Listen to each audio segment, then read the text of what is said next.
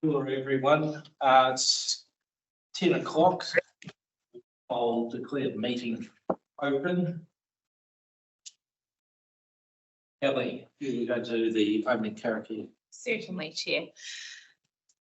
Whakataka hau ki te uru, whakataka hau ki te tonga, kia mā kina ki uta, kia mā taratara ki tai. E he ake ana te ātakura, he tio he huka, he hauhu tihei mauri ora. Thank you.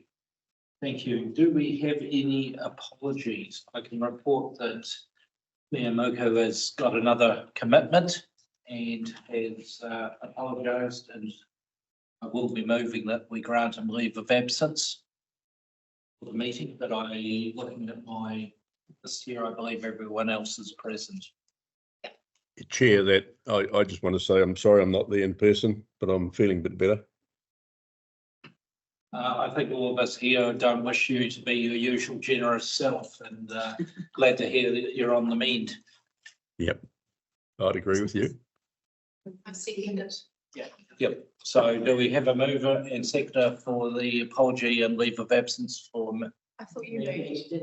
I did move, sorry. Seconder, Kelly, thank you. All those in favour? Against, if any?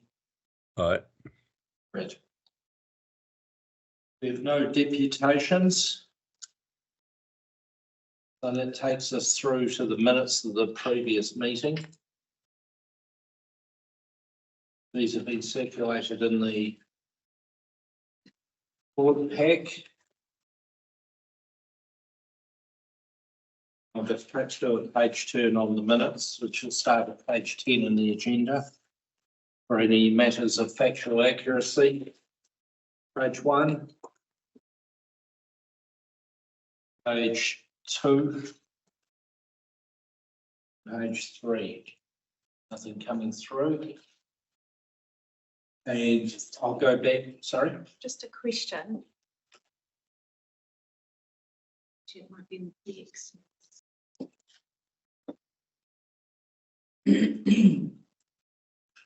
Oh no, so on page 12, Off the pack. C, a detailed analysis in our Te Miromiro workshop into procurement and expenditure. Did I miss a workshop, or is that still to come? It's reported as an PX. No, I know what's reported in there, but the workshop. No, I don't know that there was actually a workshop. Yeah. There hasn't been a Te Miromiro workshop. We were looking at the procurement policy at some stage during this year, so we'll have a deep dive into Sweet. those things at some point during the year. Thank you, Chair. Any other matters arising in the minutes that are not covered in the papers today that anyone has? In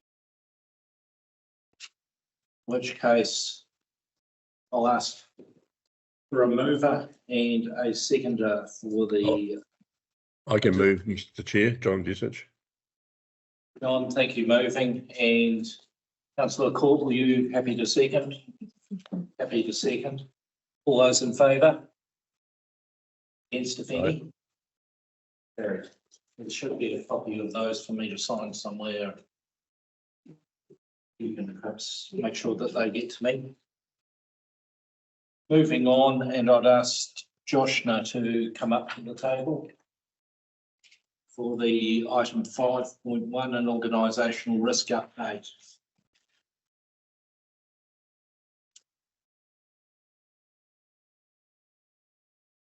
College, happy for you to speak to your paper, Joshna. Sure. Thank you, Grant. For those who don't know me, I'm Joshna.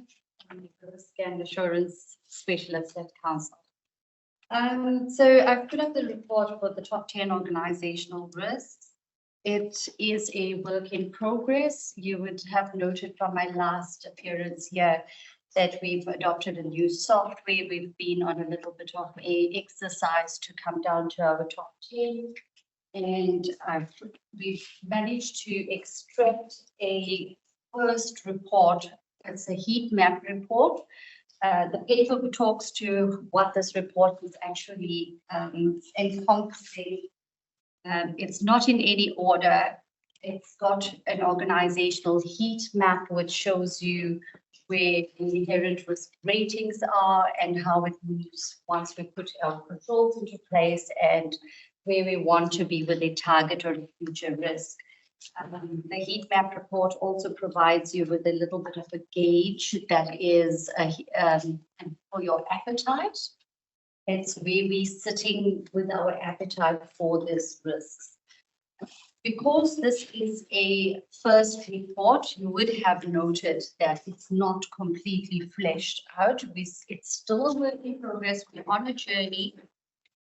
And we're looking forward to working with the staff. It's actually very positive and exciting times to work with staff members now to try and flesh this out and keep things on par with where we want to be.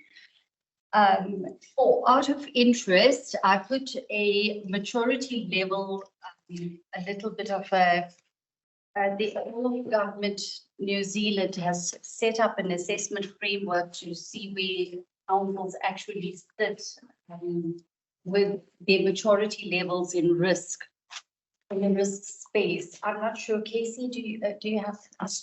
It's dropped into the chat and I'll share it. All right, yeah, so just to give you an idea of where we're sitting at, okay, so it's up now. This is like a little bit of a gauge on where we're sitting at with our risk at council.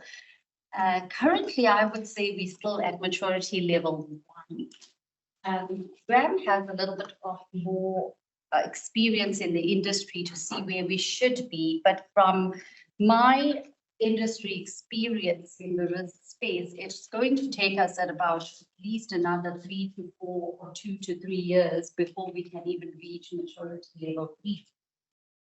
So it is a journey. This is literally to give you an outline picture of where we're heading and where we should be. Graham, with your experience, if you want to just talk to this. Yes, I'm happy to give some guidance. The Office of the Auditor General has done a couple of reviews, one in about 2016, one in about 2021, on the state of risk management in councils on the maturity, on the government maturity scale, and they are suggesting that most councils are somewhere between 1 and 2. So level M1 and M2 on the screen. And I think that's fair that this council is in a not dissimilar place. It's, in my view, it's not a target to get to 5 because you've got to start thinking much past 3 whether the cost of achieving the next level is worth the extra benefit. And it may be that there are some selected very, very key risks that we wish to go through to 4. There may be other risks that are relatively low impact where we're quite happy with being at 2. So it's not a one size fits all situation. But I do agree that in all the 5 councils I'm on, we're at different levels of maturity. However, none of them are really very high in the stakes, or if they are, but they're all improving in the journey in response to the OAG focus in this area. Thank you, Graham.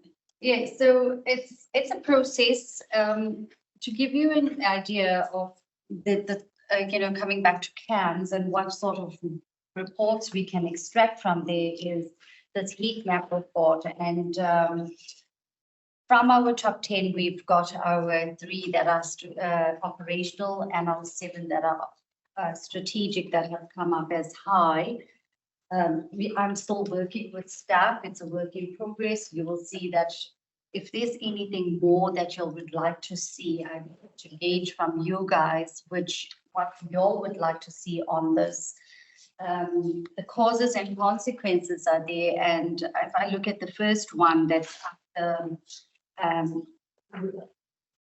operational risk, number 2, which is on page 21, failure to retain staff and maintain talent.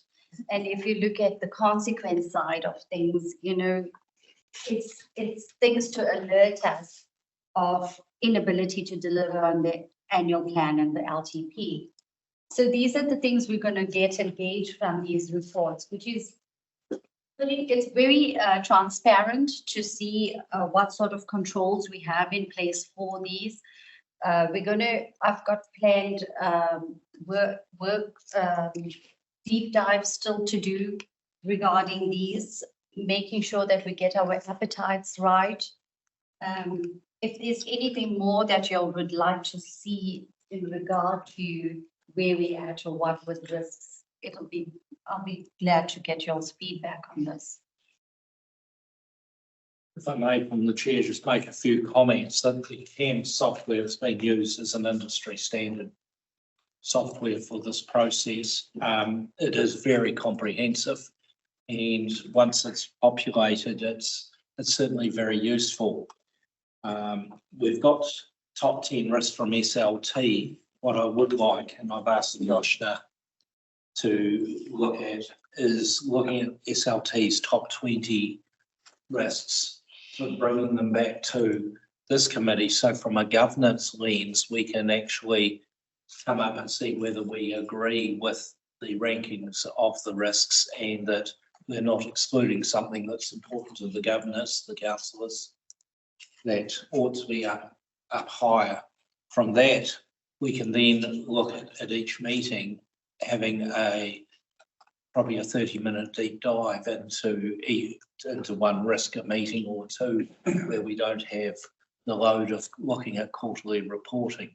That's my concept through. So each year we'll look at probably about 5 or 6 risks in deep detail, so that we can really get an understanding, and we can examine where we're inherently at. We can examine where the target point for the council is, understand our risk appetite, and make sure that the senior leadership team and the councillors are all on the same page, and we can be happy with the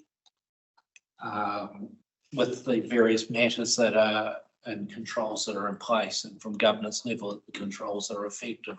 So this becomes, you will see the 2-page reports that are further down in the paper, 1 or 2 pages, and we can start diving into each of these and really having a look from a governance level that we're happy with what's being done from that level. So this is a work in progress, and as Joshna said, it's probably getting CAMs populated and getting this all working is probably a 2024 project, and we'll start looking at, from the next meeting, having a deep dive into 1 or 2 items, and then we'll from there keep progressing, but we need to revisit it on a regular basis to make sure that from a governance perspective, we're happy that all risks have been identified appropriately, the main risks to this council. And the ultimate risk is that we don't fail to deliver what we've committed to our ratepayers. Is the ultimate risk, and we lose confidence of the ratepayers or of the minister. Yes. So that's ultimately, John, I see that you have a question. Yeah, thanks, Chair. Necessarily a question and just a thought. In previous years, we have had for governance risk training, and when you look at the new councillors we got in there at the moment, I'm wondering if that's something we should consider as well. I'm certainly 100% agree with the deep dives, and maybe at our next session we can look at we should look at these risks that we've got, maybe the top 20 as you suggested there, Chair. Very happy to see that. And I'll be quite keen to see the tools that Joshna is using as well. I think it's by way of a bit of an update. Thank you. Thank you. All good points. And to look at the top 20 risks will be something that we probably need to do in a workshop, which can be, there's no reasons why that shouldn't be a public workshop there to look at what is going on and the thinking behind it. So we can just work on the diaries with our Democracy Services team and work to see when we can actually put that in. Thank you. I've got a chair, a question, Chair. The risk is it 6. I just have a question around the meaning of statutory and regulatory compliance. Which one I'm referring to, Josh, now? Yeah, the non-compliance with statutory and legislative compliance. I'm wondering if it includes our both residents and ratepayers non-compliance, and where our role as an authority is to enforce non-compliances around the Resource Management Act and the Building Act, and also the financial risk that entails. So I would expect that those risks are included in there, but the causes or the consequences don't allude to that. Like one of the risks would be a financial risk, especially if we were non-compliant on a wastewater treatment plant, which we have been in the past, and it was $600 a day fine if we didn't comply. So am I misunderstanding what this risk is? No, you're not. I'll just place you in a little bit of a picture, and this is why it's actually wonderful that I'll give you a little bit of a view of our tool. So those little compliance, each division and each little aspect of compliance will be dealt with in a separate portfolio that falls under this big house strategic risk of non-compliance holistically at council. So they're more like child risk and a parent risk. So it is encompassed somewhere in our digital tool, and there's no ignoring of this if that's where your concern is testing. Maybe when we get to the workshop, we'll be able to include the word financial risk in, that there's a financial implication if we don't comply. There's still a lot of work to do. Yeah. You're getting there. Yeah, it's dissecting each and every of these risks is still on the table. Yeah. It's fair to say that ultimately, if any risk turns to becoming an issue, ultimately it does impact the financial statement somewhere, whether it's because of the use of staff time, the wage cost, whether it's actually legal costs or cost overruns or unbudgeted costs. So ultimately, when the risk becomes an issue, there's normally an impact into the financials somewhere for every one of these risks. So I think that's probably something that needs to be put in there under the consequences, probably on all of them, is that there's probably going to be a financial implication. One more question that I wanted to raise on risk staff failure to retain staff and maintain talent, especially while I'm sitting next to me. I'm always a little bit concerned when a report lists a cause as elected member interference. And yeah, I'll leave it there. I won't go into it, but I think that's something that needs an open discussion personally about. I have a bit of a saying with governance, and that's noses in, fingers out. But we should the role of governance is to set the strategy and then to hold management to account. And this council only has one employee, that is our chief executive. It's the chief executive's role then to employ all other staff there, and it's the chief executive who ultimately is the accountable executive to this council. it might be helpful to clear up then for me, who's been an elected member for, 6 or 7 years. I'm often accused of interfering when a ratepayer escalates an RFS to me and I send it on to the CE inbox. I don't see that as interference. I see No, it's not. That's the correct challenge in placing it where the information should be. But as publicly elected people, you are going to be getting interactions with the ratepayers, and you need to know what's happening out there, which is by communication. And if you're unsure, to me, it's a case that you need to pass it on to the appropriate person to be handling it, and that may be the CE, or at least copying the CE in, but we have the CE with us, and it'd be interesting to gauge your views, Guy, on how this should happen when an elected member gets a query directly. Well, generally, I think elected members are following the appropriate channels and getting raising their concerns through the CE inbox.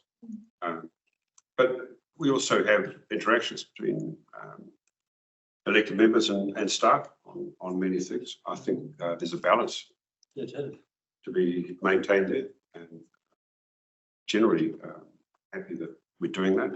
I think it's a process that will evolve over time.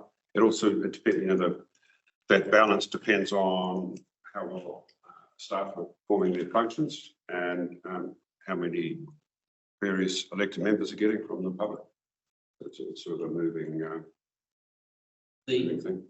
In my experience, the line between governance and management is not a bright line, and there is a grey patch either side, and both sides should be exploring it, and governance and management should be feeling free to actually raise if they believe that we're in this grey area and potentially there is a risk, and actually upfront identifying when a mature board and management will be upfront identifying where there's a risk that you're stepping across the boundary, and is there good reasons why, because sometimes it is appropriate because there is this grey band either side of the line where it is appropriate for management to be stepping in to potentially governance areas and vice versa. But it's having an awareness of when you're approaching the line and talking about it and openly so everyone can understand. Ultimately, we're one team working for the benefit of our stakeholders, which in our case is the ratepayer and our people in our district council area. Beautiful. Councillor Cook. I'd like to think we're all one team, but we're not a caucus. We are 11 bespoke, unique individuals who sit around this table bringing collective views. And I'd like to think we always have an intellectual meeting of the mind, and we're respectful to our staff. I won't be lying. Sometimes we do cross that line. If we do cross that line, we need to apologise for that, because it should never be personal, and often it's passion. But that's not my question. Thank you, Joshna. I reached out to Joshna yesterday and I CC'd you and Graham because I was a little unclear on what the out of appetite dial meant and why some of the strategic risks were calculated. And Joshna came back to me within minutes. So thank you very much for that, Joshna. That really helped. I'm particularly concerned about risk 2 because it seems to me that all of the other risks cascade from the failure at risk 2. So I'd really like to deep dive into that one a little more to understand the control titles and how they're actually working. That would be really good for me to get that clarity. Just on which one, is it RO2, the application risk 2, or is it on RS4? I'm sorry, I don't know whether it was opening and closing. I entirely missed that. Is it the second risk, which is RS4, or is it RO2, the operational risk? It's failure to retain staff and maintain talent. And I'll look at that at item 5.2, not now, but I look at the risk and everything on there can be linked to not having an adequate resource in this organisation to respond to it. I just would like to explore that one a bit more. But my question for you, Graham, is in Josh's report, she said that 10 risks have been capped. Have been capped at 10. She's quite clear about that to provide a clear focus. and you talk about 20, and I'm not sure that we're aligned. Is it 10 or 20, and is there being too big a number for us to have a really good handle on? I'll go back and clarify that this list has been developed by the senior leadership team. It's not been developed by governance. So my reason for going to suggest that we get an initial screen of about 20 from senior leadership team is for us to make sure that item 12 on the list for governors shouldn't be elevated, or item 7, for argument's sake, that's in their list shouldn't be de-elevated, and to get an agreed top 10 to work forward. But if we without getting visibility of what's sitting below that, it's not really possible for governors to validate that top 10 risk is the top 10 list is the top 10. So that's the purpose of having a workshop where we bring more, so that ultimately the governors are looking at the ones that they believe and SLT believe are the top 10. And that's where we can have robust discussions as to whether item 12 on the list should be higher or not, and get to an agreed consensus position. Yes, if I could just say, I'm very supportive of Graham's suggestion. Really, what we want to bring to the committee is the full universe of risks, and then for the committee to consider those and we can prioritise. Because just being served up the top 10 is a little bit arbitrary in some respects. So I think it's just a better process. It's a more robust process if we go through that. It would also provide councils with the opportunity to say if they actually believe there are other risks that are not on the list that ought to be considered. So that's the purpose of a workshop scenario.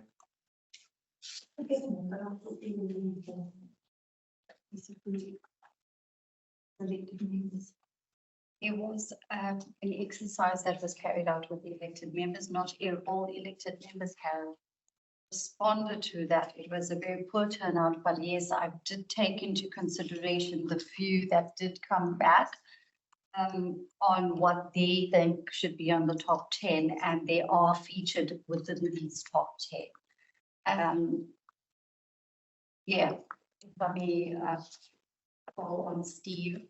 He's been one of the good guys who's responded to me, and you have, and it was not so many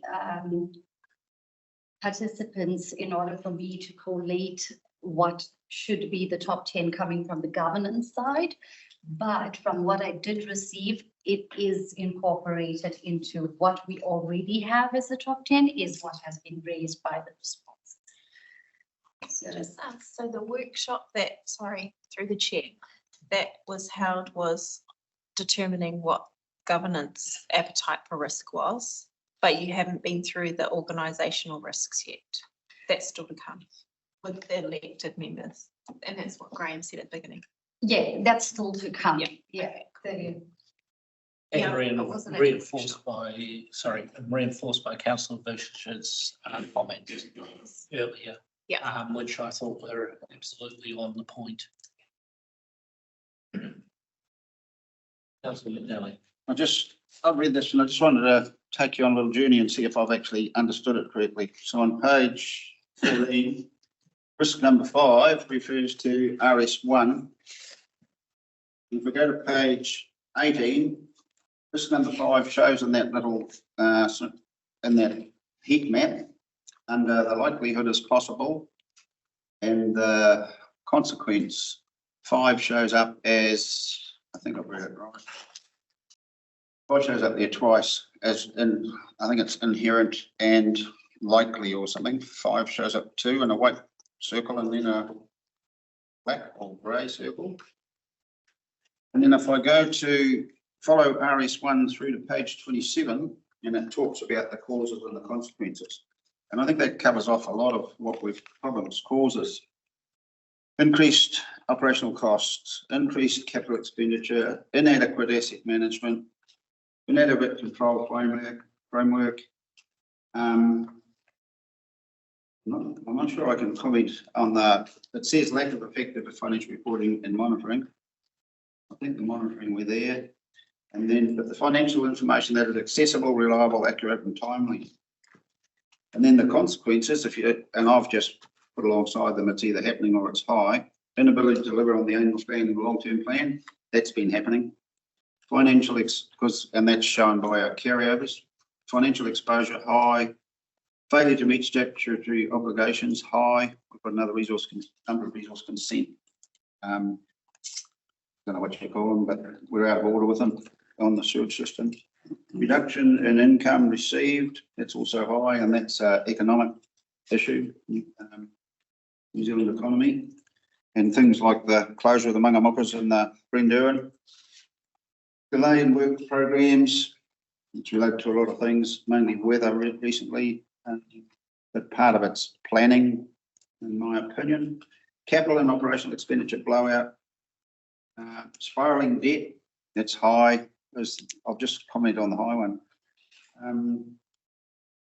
And the downgrade in credit rating, I'm not sure if it's happened, but it's potentially imminent if all these things stay in that order. So how do we get that 5 out of the heat map on page 18 back into one of the columns a bit further back, moderate or major? Take it out of possible to rare. For the chairman to speak to that. So if you look at page 27. Did I read it right? I'm just going to reread it for you. So if you look at page 27, the individual heat map, so the one that you looked at the organization is actually here. It's a repeat of what's in that first heat map. So it starts off as inherent, and you can see how high it is. And the causes are all of the things that would eventuate this risk from, or, you know, the risk could, these things could cause that risk from becoming an issue. And all of our controls that we have in place should be addressing each of those causes. And so putting things into place to mitigate those risks. And currently, and what we have currently is we have sufficient controls in place to address those causes in order to align it. So you can see that the actual the likelihood of that, if you're still looking at that heat map on the individual, says the likelihood of it has reduced and come down, and the impact has also come down with our controls in place. The consequences of what could happen is still very in our phases of what if this risk has to eventuate. That's to show you what would be the gravity of that risk. So it sort of tells the story. Yes, Steve. So with the I inherent, that's then according to the likelihood and consequent, it's currently probable and extreme. So if we can get our get all our management practices in place based on this heat map, the idea is to get the residual and target risk back into possible and major, so reducing that long term. Is that correct? Yes, That's the plan? that's the plan, yeah. Right, And in fact, now I want to hear the plan. So just to speak to that, it's a good one to pick on, I think, on page 27. We're essentially seeking to move left and down as we affect our risk management. Causes and consequences, there's quite a comprehensive lists there, but I can think of more severe consequences we could add on in the consequences list, which would be the council has closed down. We don't have funds. We can't fund operations. We breach a debt ceiling or there's some debt crisis. And having this as the roadmap that we operate from, we can evolve both the causes and consequences list and basically derive work plans from that. So in this example, it's about we have plans to evolve our balance sheet management and mapping of the balance sheet. We don't know enough about it, and debt management needs to be more sophisticated. We have an advisor that helps with that, but that's group-wide debt where we need better transparency, so including our CCO. So it does provide a good framework for us to tailor work programs to address issues as they come up. But it's dependent on the quality of the inputs to these. Data and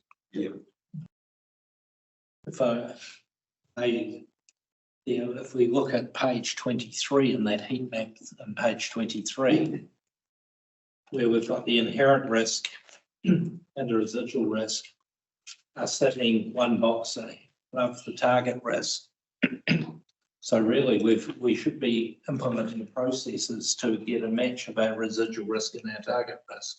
But in a detailed workshop that I'm suggesting, excuse me, we would go in and examine in detail each of these key 10 risks and actually look at what are we doing, have we got the settings right, what is our risk appetite, is it right to really have a deep dive into one of these at each meeting and get down to nuts and bolts.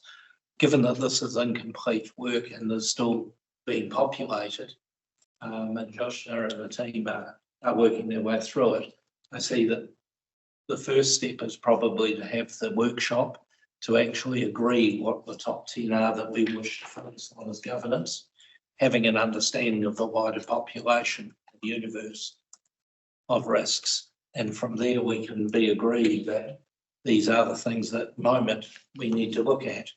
You should go through and look at these top 10 and the rankings on a dynamic basis because the world changes quite rapidly. And one of the big issues that's Standards and Board indicated that all councils are on a negative credit watch just simply because of what's happening out there at the moment. So that then flows through, and that's new information and we should be considering it and what are the implications. So this is all very dynamic and will change from time to time. So I believe once a year we should be re-examining, or if something significant happens, we should go back and re-examine. So it's not set in stone. This is a dynamic world we live in and our risk management should be dynamic. The important thing is for governors to be able to look at each of these and really get an understanding that they're happy with the steps that staff are taking. And that's the process of having a deep dive into one or two risks per meeting, depending on the agenda load. Does everyone understand where we're coming at from? So I'm not proposing to get really into each of these at this stage, but really it's to understand what these reports look like and what the potential data and information we can expect from. Yeah. Firstly, and noting that I'm very happy for non-members to be councillors to be speaking here. So please. Thank you, Mr. Chair. I just had a question about that because we don't have an infrastructure committee anymore. And so this is our risk committee. But something that I haven't seen as an elected member is actually the cumulative scale of the cost and timeframes and capacity to meet our consents. I just went to the NRC draft freshwater plan meeting just earlier this week. And because of the national policy statements for freshwater, there is a key direction, and because of the scale of our council and our non-compliance, the actual number of the cost, not only for the upgrades, but also the capacity to do the consents for both stormwater and wastewater, as well as considering disposal to land, and as well as looking at the actual cost of the upgrades. Really, we haven't had any papers about this whatsoever.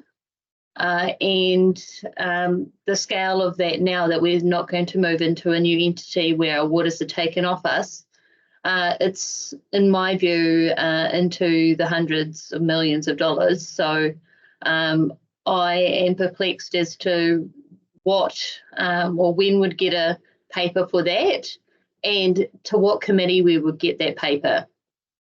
because you say that there may be governance overreach, but in a void of information, how are governance ever supposed to know? We were told that asset management was being done, and we waited 6 years and nothing had been done.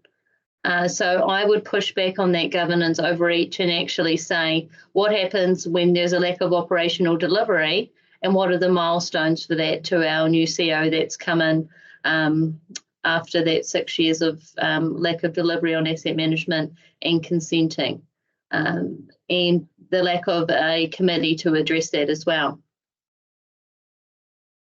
I may comment on that. I think the point you're raising is that Three Waters has completely changed in the last 3 weeks. We've had indication from, of course, pre-election that it was happening, but we've now had the repeal. We don't have the new structure, but we've had some fairly clear indicators from the minister that we're expected to come up with our own plans and potentially working with local authorities around us. I think that is a key risk that should be in our top 10. It is not there, but at the time this was put together, there was probably not the clarity. And this is why it's important that governance has an input into it, into there. Your other points there, I think governance has a role to have their noses in, but it's their fingers are out. So it is the right place to raise the sort of questions you were raising. Yeah, if I can add to that. I think as well, Mr. Chair, if I can respond to that, is the lack of engagement with the Northland Regional Council, regulatory team. Because they regulate all of our Three Waters, I find it strange that we don't actually have an engagement with them, that they come to a risk meeting like this or an infrastructure meeting to actually tell us face to face the scale of what we're facing. Because only when I asked the question to their staff did I get an actual response. I've never had a paper from our staff that actually identifies these risks. And that concerns me because that to me is a void of information and it's a huge risk to the organisation because we're not being told. The Chief Executive, I think, has got some comments to make. He's just noting down so it covers everything. Thank you, Councillor Foy. You raised some good points. Obviously, we are in a period of significant change with the repeal of the Three Waters legislation. Council has been aligning itself to go into Three Waters and to NTA, and that now all changes. We do have a number of work streams currently happening to address these issues. I take the point that asset management has never eventuated. We have that as a #1 priority for the new infrastructure team. We will have an asset management capability and waters assets stood up by the end of this year. Obviously, we anticipated the shortfall in our delivery of water infrastructure and actually roading as well quite early on last year, and appointed or seconded a temporary head of infrastructure. That person is now appointed as head of infrastructure, and we'll be building a team around that to improve our delivery. So I'm confident that we're on top of things, and in terms of how we fund infrastructure going forward, we still need to wait for the new government to elaborate on their local waters done well policy. We do have input to the ministerial working group via Simon Weston at Whangarei, so we do have the ability to give our input. So I think I'm confident that we are going to make good progress in the coming 12 months. I would like to see more information. If there's a lack of transparency to council members, it is potentially because we just don't have the information, or historically council has not had operations have not had the information, which is sort of obvious because obviously we don't have an asset management system.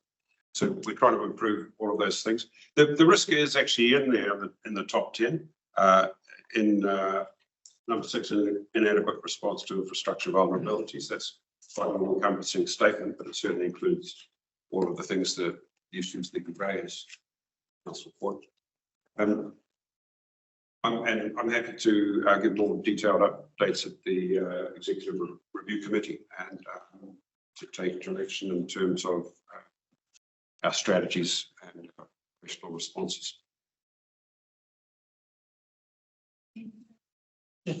Councillor Cool.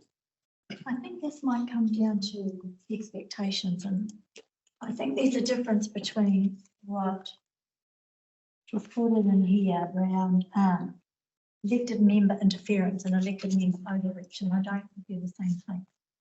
So I think there is a role for elected members to inquire.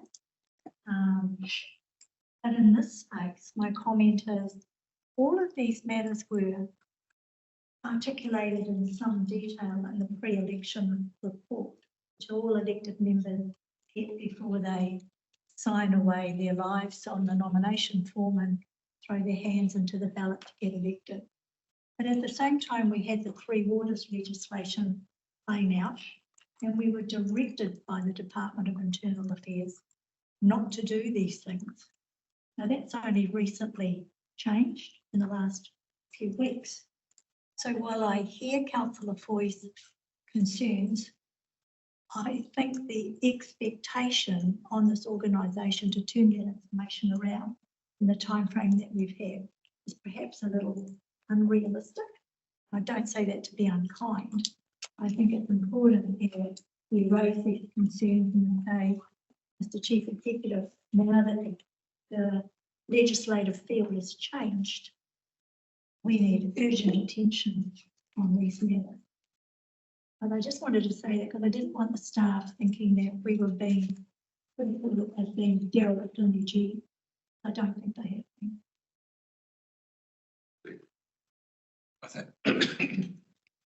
On the 3 other TAs that I'm involved in audit and risk, I can assure you that they are all going through the same pains. You will be feeling more because you're with Entity A, which was due to go on the 30th of June. So your runway is time between getting notification of a change and the end of the runway that you were anticipating is somewhat shorter than some of the other councils. Now, 10 long-term plan workshops, and we've got the three-year right. We've been assured, and so I have confidence that, you know, whilst we were going into Entity A, there was still in the background, we knew there was a possibility. So staff, her name is Tanya, had this backup plan. And so Three Waters is back in our proposed LTP. And that's see the numbers and they're not pleasant. And that's common with all the other councils. They did have a plan A, plan B, but now we know, and we probably, in all fairness, had a pretty good idea. Yeah. 3 or 4 months before Christmas, Yeah. when it became clear what the coalition partners were going to be. It might have been 2 months before Christmas because the election was, about 25 of October. We started to get a pretty good idea that plan B was going to become plan A. Even though I was the last one dragging my heels, like totally in denial that they weren't going to be able to change the legislation. So, yeah, well, as soon as you've got a Yeah. majority, the opposition Yeah. sort of falls away, as we're seeing, Do anything and everything. as the 100-day plan is being rolled out. Now, Yes. this isn't the environment to discuss whether we agree or disagree with that. It is fact that it's happening. So I think Councillor Foy raised some good questions, and I think our CE has given some assurances that we're certainly on track to, and we are working through it, but I think it is a risk that we need to keep a close eye on because it's key to our ratepayers that we have good Three Waters services, and because of these changes, they don't see a disruption, and that we can address any deficiencies that have been identified in our Three Waters delivery. Get to that in the level of service report. Yeah. Sorry, just to clarify, what I was highlighting is that the scale of non-compliance with the Northland Regional Council and the scale of abatement notices that our council will receive based on the wording in the draft freshwater plan is huge. And we haven't gone over the draft plan relative to our existing infrastructure and the risks there and the costs there. And I think that's a discussion as well that we need to have, because it is not a long amount of time between now and when that proposed draft policy statement becomes legislation. And then we will be in non-compliance, and we are likely to be given abatement notices and the costs for that. So we need to have those discussions up front with the Northern Regional Council about what we can achieve in that time frame or not. I agree. Thank you, Councillor Foy. I'd say that I think the ball has been dropped somewhat with Three Waters being introduced. There's some work streams that should have carried on regardless, and they weren't. Non-compliances being one of them. Nothing should have changed there. We haven't been addressing those non-compliances urgently enough, and we are making changes to our operations right now to make sure that we get better at that. So I also agree. We have regular meetings with NRC, but specific meetings on these non-compliances might be a good idea. Through the chair, can I ask Councillor Foy, you mentioned that the committee's gone, the infrastructure. Why were those committee structures dropped, and who did that? I'll see our mayor decided on the committee structures at the start of the triennium and removed that committee. I can. The infrastructure committee in the last triennium was very light, and that the agendas were really light. So Ahika decided that everything would, decision reports would go to council, and any information reports could come to Te Kuaka. And I just popped in the chat there that we've been asking for that Three Waters compliance report, and it's due soon to come to Te Kuaka. I'm just confirming now, tech coordinator to confirm when that is expected to take place. But yeah, it is the decision of, so the mayor can appoint chairs and decide on committees. Yeah. But the information from the organisation sits with the CE. So if their elected members have raised concerns about an information vacuum, but we've had this discussion with Guy at in our CE review meetings, and it hasn't, the information hasn't been there. He has, and our previous CE even struggled to get information out of the organisation. But that's changing, isn't it, Kyle? Any other questions on Joshna's report, or can we release Joshna to go and have an important engagement with an airliner? You're flying during the day today. Yes, I am. I'm off to Wellington. Safe travels. Not to protest the bill that's being discussed today. But yeah, thank you. Just move to the resolution. The resolution is that the Te Miromiro Insurance Risk and Finance Committee received the report of the organisational risk update. Are you, Councillor Court, are you happy to move that way? Councillor McNally, happy to second. All those in favour? Aye. Against? Carried. We're at, just thinking about timing for a, perhaps might try to get one more item through the agenda. So we've got the people and capability report. And have we got Kerry with us to discuss that? Through the chair, Emma Healy, I'm happy to talk to the report. Thank you. Thank you. I'll take the report as read. I'll invite you up to the table so you can sort of join us. Easier than looking across the tops of chairs at you. Yes. And welcome to your first audit and risk at your current stage. Thank you. Thank you. I'll take the report as read and probably just provide a couple of additional pieces of information which might be useful.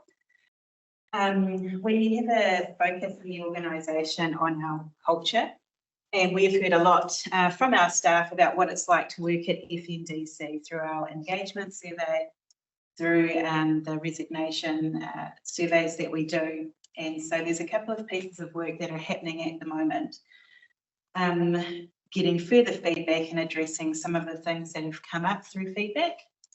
The Chief Executive is meeting with each team in our organisation to talk about the direction for the organisation, which is something we heard we heard a lot of through the engagement survey, that people wanted to know what the direction of the organisation internally is, to find out what's working well, what's not working well, and what we can do about that.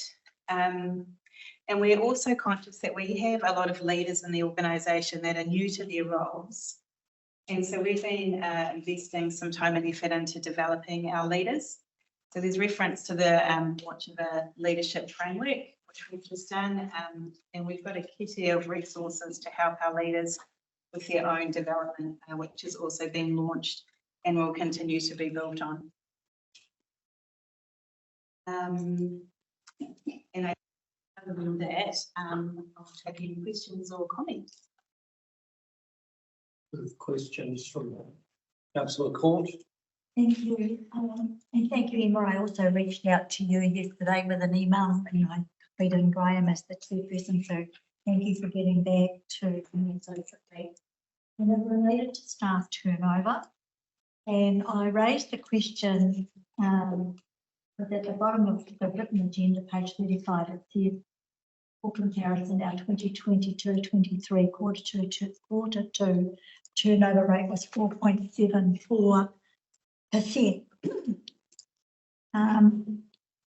So I reached out to Emma and she came back to me and she said the annual turnover for 2022-23 is just over 24%.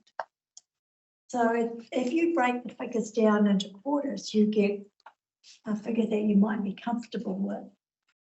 But if you don't see the trend over time, you have a quite different figure. And I'm not comfortable with a 24% turnover. And it goes back to the previous item, my concern for attracting talent, retaining talent, making sure that our staff feel valued in this organisation, want to come to work every day. They want to help this district thrive, and that will help move the dial on the risk report. So my question today is, can we expand the people and capability report so we can have a more holistic understanding of the health of this organisation, and have we got all the right measures in place? Bearing in mind that we only employ you guys, and you in turn hire and look after the rest of the staff. I think it's a really important lens from a risk factor that we have visibility, that we value our workforce, and we're doing everything we can to enhance that experience for them and the benefit of our district. Do you have any comments? I'm happy to speak to that. So obviously we had that as risk number 9, and it obviously it's not necessarily in that order, but failure to retain staff and maintain talent in the risk. I think we'd be happy to expand on the reporting if that's of help, and also happy just to have the discussions in this meeting. Obviously, I joined as CEO in end of June last year, and one of the first things I identified is that there had been significant turmoil with the realignment that happened in April of last year, and a huge change in our leadership of the SLT and also in our team leaders. Our response to that was to inquire and investigate the possibility of doing an organisational review, which we then appointed Morrison Lowe to do. The point of that was to do a warrant of fitness on our organisational structure, having seen it just being changed with what seemed like an inadequate business case or rationale for doing so. So we asked Morrison Lowe to review our old organisational structure, our new organisational structure, and to comment on the process that had taken place. So we had the conclusions from that, which were really that the new org structure is there or thereabouts. It's functional, but it fails to connect us to our roading entity and our final quarters entity. So we've addressed that by appointing a head of infrastructure. We also made some minor changes. One of the undertakings that I gave to staff and all staff force was that I was not anticipating another restructure. I did not want to see that happen because staff have been through too much stress already. And that was very evident from the May engagement survey that we had. So we've been through that process. We've communicated with staff frequently on that process and given good feedback. And now we're embarking on a couple of initiatives, one being this leadership process, developing our leadership, but also I'm actually having team meetings with all teams across council. So there's 40 meetings where we have people from people in transformation putting a framework around that. The idea is for me as CE to meet all staff and have very open and frank conversations with them. They're allowed to give me feedback on what's concerning them, any ideas they have for improving the organisation, etc., etc. And what we're doing from that is we're gathering information, we're gathering that feedback, and then we're going to develop some programs around that to address the workplace, to address the culture, etc. But it's because of the way we're doing it, we have the opportunity for staff to lead a big part of that initiative by giving their comments.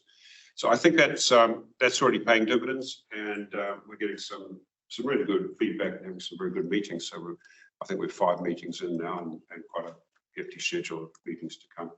So I'm happy to, we can report more on that to this committee, and I'm happy to talk about it more in the Executive Review Committee. I do regard that as one of the absolute key themes for the coming year, is to address these issues, because I think the Far North District Council is the great place to work in Northland. We are the premium employer, and this is a great place to work. I think we can attract really good staff and we can retain them. So I think that is our objective, and the so that would be a more productive. You know, we're also looking to improve our productivity and our service by going through this process. Any other councillors wish to make comment before? Yeah, I'd like to comment. That on page 21, is under the causes of failure to retain staff and maintain talent that Anne's talked about, it's elected member interference. And it needs to be there and highlighted as a risk. But I think the other thing, you have to understand governance. Governance is a system by which an organisation is controlled, operates, and the mechanisms by which it and its people are held to account. This is very simple. And the governance management divide, I understand well. I've been involved in it a long time. But holding to account, we're talking about from a governance point, we're looking at ethics, risk management, compliance, and administration.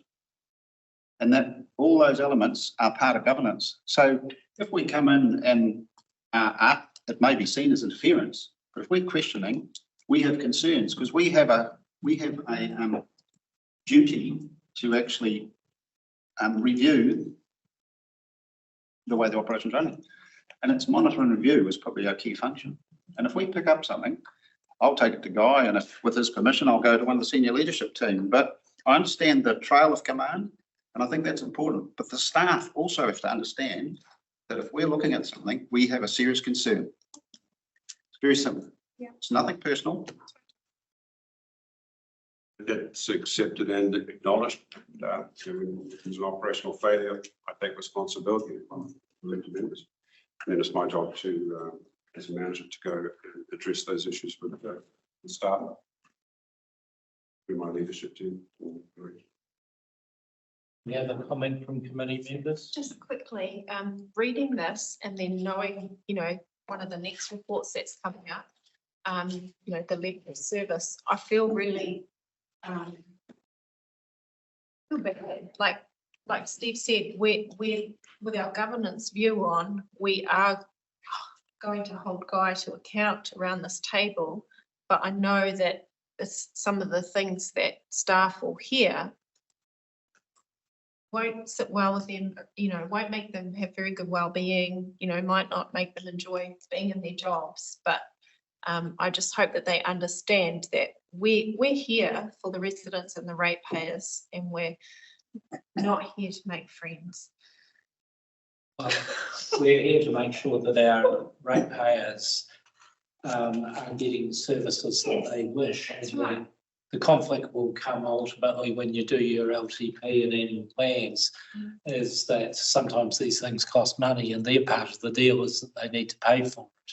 And that's where the real conflict rubber hits the road, is getting that agreement. But we need to be challenging as governance group, and it's challenging. It's not necessarily, it could be that governance group hasn't been provided with the right information along the track, and therefore we don't have understanding, but that's why questions happen. And that shouldn't be. We're all part of one team. And the ultimate aim is to do the very best we can for our ratepayers. It should never become personal.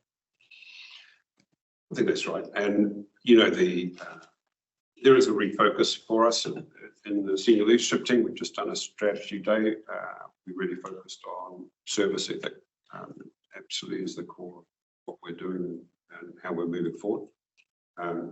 So we need to get better at providing service to our communities. And I fully expect to be under pressure. That's part of the job. So I'm not expecting elected members to back off in any way. And Councillor Foley just raised issues around water infrastructure. You should be, and we are responding. In terms of more generally, we're improving information flows to elected members through the Executive Review Committee for expanding those reports, the reporting. And we obviously will be taking comments and taking pressure as it comes. Councillor Foley. Thank you, Mr. Chair. Just a question. I understand that I'm a non-voting member of this committee. It was just about the processes for the CEO office, and I don't know if other elected members are experiencing the same issues, but there hasn't been any responses, and it may just be temporary because positions may not be filled, but I just wanted to highlight that to our CEO because there hasn't been the responses that we used to get from the CEO office in a timely manner, but that may just be temporary. So I just wanted to highlight that with our CEO if he can query that, because if we don't have a link through the CEO office, then essentially we don't have that governance to operational connectivity that has been referred to.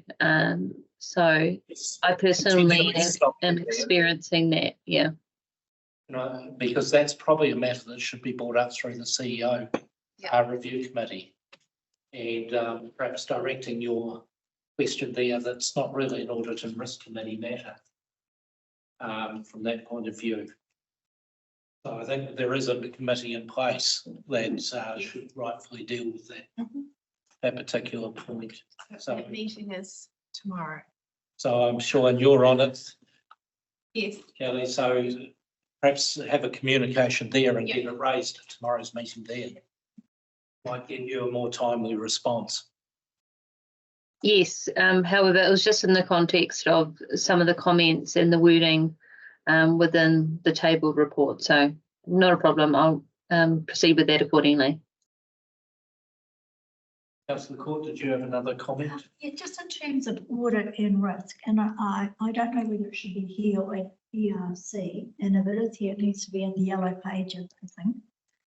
No names, but it would be interested to know how many legal actions are taken against the organisation by staff, if any. That's appropriate for the PX section, and there is in fact paper there that you have a great opportunity to raise the question. Okay, I just raised that now. I'm not wanting an answer now. It's just something that I'd like to think about how that's reported back. Yeah, it is covered in one of the public excluded papers, and because of privacy and confidentiality, that is the appropriate place to discuss that. My comments are that looking on page 37, that reasons that influence your decision to leave, career opportunity, relocating, family commitments, we're all very high in the list. And being a regional centre, it's, where we are, there is a real pull of urbanisation and career development, and having spouses getting job opportunities in other centres, which is always going to be a challenge for someone for a council sitting in the regions to retain this staffing. So if you look at those, three of the highest reasons for leaving, which are all good reasons because of the family group and what's best for the family group. So, and it's going to be a continuous challenge. That's also a strength. If you think of the flip side of that, is we can attract people from urban centres that want to move for lifestyle. And we've just done that with our new head of corporate services. So we need to make that work for us as well. Yes. In Councillor Court, page 39, there's a note there were no personal grievances and there have been 2 fully settled and completed negotiated exits in the period. It's noted in the report. I'd like to bring that up when we move into PX. I can't. Yeah, we can pick it up again in PX because of privacy issues and that sort of, which are valid. At this point, if there's no other comment, move to the resolution, which is that the Miromiro Assurance Risk and Finance Committee receives the report keeping the capability report covering the period from 1 October to 31 December. So move. Councillor McNally.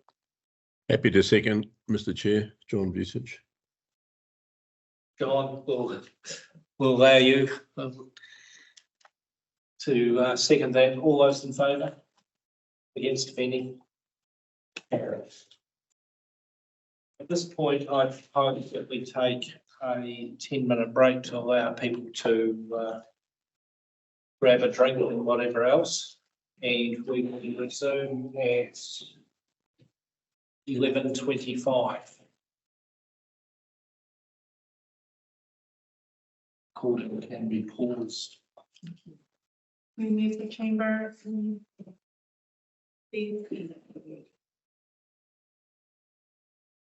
Thank you. We're back live now. And the next item on the agenda is our revenue recovery report, which I think John knows in it. I'll hand over to you. Morena koutou. So I'm just going to jump right in. I'm under the impression everyone has read my lovely report. So as you can see in footnote A1, there has been an increase in our general rates and water. Based on the increase with the water, I have had a look into why that has increased quite high. Unfortunately, with the shortage of resources within the revenue recovery, something has had to give. Unfortunately, that does fall on myself as team leader of transaction services. I have spread my team quite thin to cover all our bases. I've also looked into, currently at the moment, there have been approximately 200 and 250 excess water applications, which vary between $200 and up to $30,000. That the rates officer is currently working his way through. I did have a discussion with them in regards to last year. They did receive 301 excess water applications, and 378,000 was remitted last year. We have now a full team within transaction services, which has lightened the load for the revenue recovery officers, which have now all moved back, starting this week, into their roles instead of covering other essential roles within the team. So our focus is on contacting those with the high outstanding water debt to start those options of payment plans or recovery action. In regards to that, when the report was done, we had only issued mortgage demand on one major bank. We have now issued two, which approximately that's 800K in outstanding water and rates accounts. So if we go to footnote A2, which is multi-freehold land rates and water debt, the rates debt has decreased by 4%, which 11% of that is for multi-freehold land remissions. The water rates have also reduced as well. So based on that, we do know where our key focus is for the remaining of the rating year, and which is our water and rates debt. After instalment 3 last week, we have noticed a decrease compared to where we were last year in payments received for rates. So based on my last report to Miromiro, regarding the struggles that our ratepayers are having is still evident in making those payments. I believe there is to be a workshop held on the 26th of March regarding the Whenua Māori Amendment Act. So after that workshop, I will have more of an overview of where will we stand with the Māori freehold land debt that we currently are holding. And then I'll be able to report back in the next Te Miromiro meeting on the outcomes of that as well. If we look at footnote A3 and attachments, and that's our sundry debtors debt, there has been an increase in our resource consent debt. So that they are currently sitting at 45%. And if you look at those tables, you can see that a majority of that debt sits in the 90+ days. I have met and had numerous discussions with the new resource consent manager about how we can work together and move forward to reducing this debt. So we have now come up with a plan of attack because they are able to provide the resources for us to tackle this outstanding debt, which is to start beginning of next month, which is in a couple of days. That each month we will be allocating resources from revenue recovery and also the resource consents team to follow up on those outstanding 90+ days debt. Also with that, there has been an increase in the fee objections for the resource consents debt. The manager has advised that they are working their way as quickly as possible through those objections and trying to get those resolved, so then that way we can follow up with revenue recovery action. Any questions? Any questions for Zena? I have two, thanks. The first one, and it's probably just my understanding, so you can educate me. When you prepare and issue a mortgage demand to a bank, is that for one or multiple So we normally, because of the amount of numbers we have that are subject to final demand, we do separate it out per financial institution or bank, based on the highest, we try and hit the highest first for our final demand. The process for that is that we would try the pre-calling for everyone that's on that list to advise them that we're looking at doing mortgage demand, to please try and, pay your arrears or set up a payment plan that meets our criteria. Unfortunately, it's not always taken very well. So unfortunately, we do follow through with issuing the first letter to advise that we've started the mortgage demand process. That goes to the bank in batches, right? It goes to the bank in batches, All the but arrears also and all that. goes to the ratepayer themselves. Do understand that if someone has a mortgage, that we can call on the bank to pay it and they add it on to the mortgage. It's up to the financial institution how they recover that cost back. So if I'm reading this right, we currently have 1,090 individual accounts that went through the second quarter mortgage run. So we now have, laptop has now gone to sleep.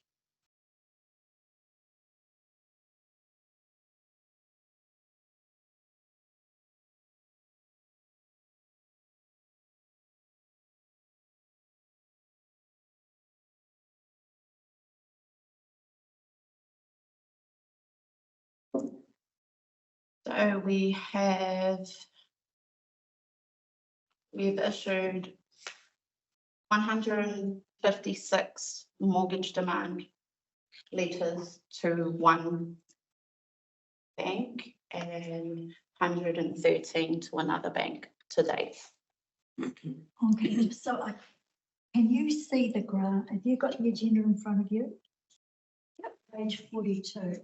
Just help me understand this. So the very first graph on the second quarter report, 2023-24 financial year, general title 8. Yep. The fourth line down says mortgage run.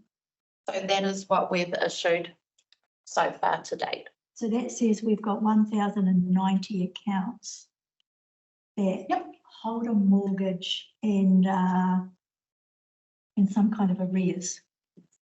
And if I go down to the next graph, which is a comparison to the second quarter for the previous year, that's telling me we had 647 accounts. So that's a significant step up. It is, yes. And that's indicating to me significant financial hardship out there among the ratepayers trying to service their rates. Yes. Is that fair? That is fair, yes. Okay. Thank you for that. The question regarding the resource consent, is that all payable? And I'll just explain what I'm thinking. Sometimes if you apply for resource consent or a building consent, but you don't always follow through with the consent or the building. So is that debt costs that have been incurred that are payable? Or is that based on if you actually go ahead with your consent, you have to pay road upgrading or something like that? So to my understanding, that is all debt with resource consent and building consent regardless. So I know that if you lodge a building application or a resource consent application and then you revoke it or you don't want to do it anymore, there is a credit that is issued based on that. And then, but there are still charges for the processing fees and the costs to date for that application. Okay. So, bear with me, Graham. Some time ago, my memory is telling me we changed the fee structure and we made people pay at the time of lodgement. And then if there was any credit, they got it back. Have we not got the fee scale right that we're carrying that level of debt? I know that with the building applications, that process has been implemented. They have also made changes that with notice to fixes and then they're issued with an infringement, they are, before they can apply for the COA, they need to pay the infringement and the notice to fix now. So previously they didn't have to. But our building have incorporated that. We have been pushing for the resource consents to be the same. Unfortunately, they were very short-staffed and now they have a full team. So we are moving towards trying to implement something similar to reduce that from occurring. Very helpful, thank you. If I may just raise a follow-up question with you, what I'm seeing at other TAs, at regionals as well, unitaries, is that sometimes there are payments to be made on picking up the consent. And what's been happening is because the economic downturn, people are choosing not to pick up their consent, which is causing blowout, which is then exposing councils, because between all of these areas that we've been discussing today, we've got many millions of dollars, which is stopping us delivering the services that we would like to deliver to our ratepayers. And we're all living in a cost of living crisis, we understand it. But I guess it becomes, when someone doesn't pay, it becomes an imposition on every other ratepayer. And it comes down to a question of fairness. With the Maori land roll, it is right that we actually make sure that we have made everyone aware of all the rebates that they're entitled to, and we need to work through that process of education and understanding that. So we need to get to the bottom of that, and I'm pleased to hear that that's been workshopped and it's going to go out there, and we should be able to get the rebates processed, because if there is a valid reason why the invoice is wrong, you wouldn't expect someone to be paying it. So we need to get all those cleared up, and to make sure that the council and this committee is assured that we are giving all rebates that are entitled for all the various reasons under the Act. But I do see that the number of people you're having to deal with has moved from 1824 on the general title to 2,300, which is 30-odd% increase. And that, of course, takes resources to follow all that up and understand it. So it's a tough gig that you've got, and but it's very vital to all the ratepayers that we understand and are addressing this as appropriate. Any other comments?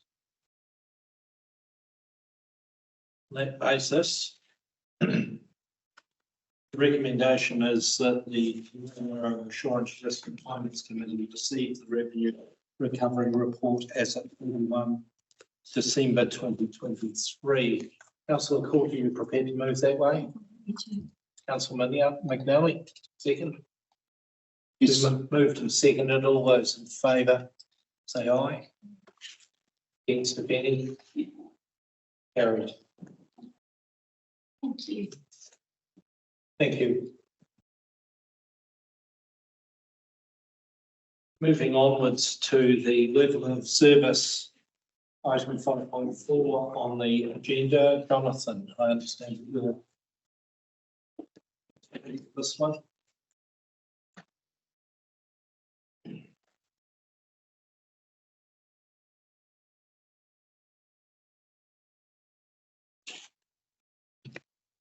Morning. As an update, I'll present this best I can. We do have a number of visitors on the team, so I'll cover this and provide a brief update. As far as the report, which I'm sure you've seen previously before, the KPI report is effectively a collaboration and consolidation from across the business. That has subject matter experts across roading, water, right through to the customer service and so on. What I'll look at doing today is I'll take the report largely as read, having discussed with the chair, and note any questions and queries that you may want to raise. Given the granularity the report itself. I'm happy to take those and to investigate further.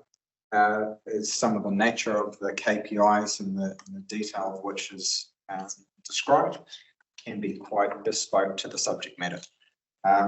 With that being said, the KPI report is attached, covering the Q2 of the financial year. The only other point I would draw attention to is that through the attachment itself, I noted that the master file and this attachment indicate two differences, which is surprising. And I suspect that may be the saving issue between the master Excel file and the PDF version. One was relation to the roading formula on page 50 of the report, and there was also a comment on public toilets, which has additional commentary provided by the business, which doesn't seem to flow through to here. Having discussed with the chair, again, I will look at saving the updated version that had these changes incorporated. I'll save that to the lounge. That being said, I'm happy to take any questions and queries which I can take. Questions, Councillor Cord? Anybody else have any questions? Is it just me today? Go for it. What's the process for some of these KPIs being revisited, Jonathan? That's my question, because when I read this, because you know I'm very passionate about road safety, and the very first one that I came to was roading, and it said the 2022-23 result, 38, 5 fatal, 33 serious injuries. We're already past that number this year. And it's green. It's green because we're meeting our KPI. And I thought, how do we change our KPI? Because that doesn't sit comfortably with me. So I guess I've just written in the margin, how do we change the performance measures? Ask a question. And that's what I'm doing. These are level of service in the LTP, aren't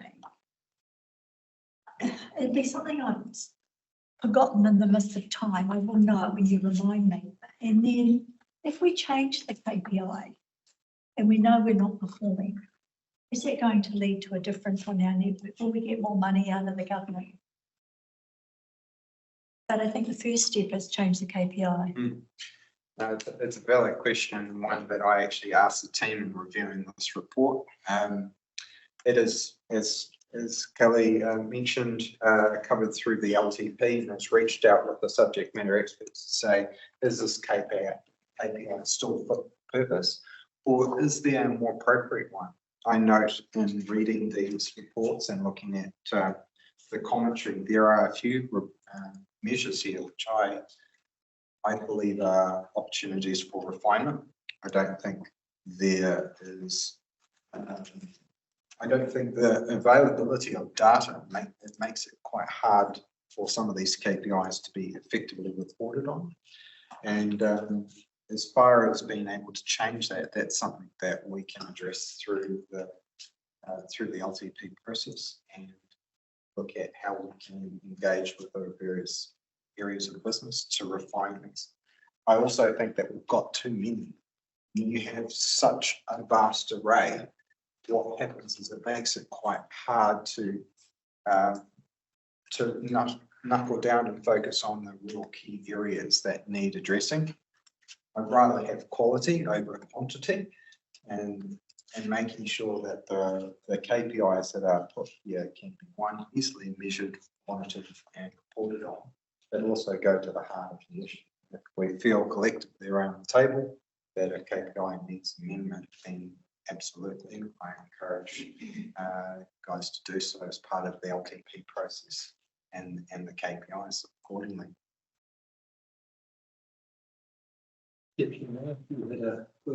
What's the finding that needs to be a workshop?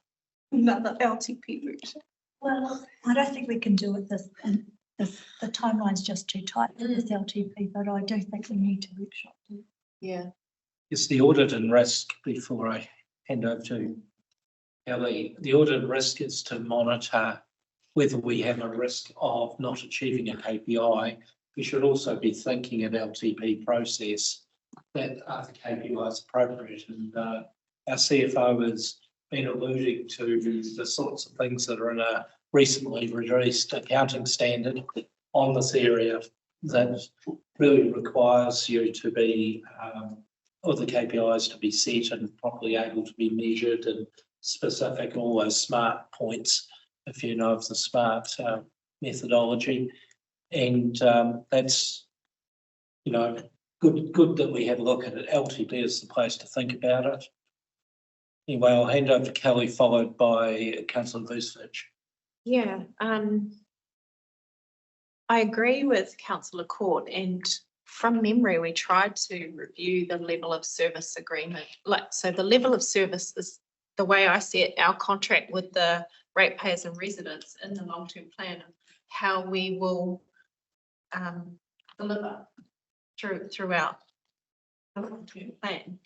So I disagree with Jonathan on, you know, having less, because each of those categories are things that are really important to the residents and the ratepayers. And take water, for example, and this is the second time we've seen this report this triennium. So I'm a nerd and I go back to the last quarter while I'm reviewing this agenda late at night and send emails to Tanya Proctor and Guy, and haven't had replies, but that's okay. I'll bring them up here.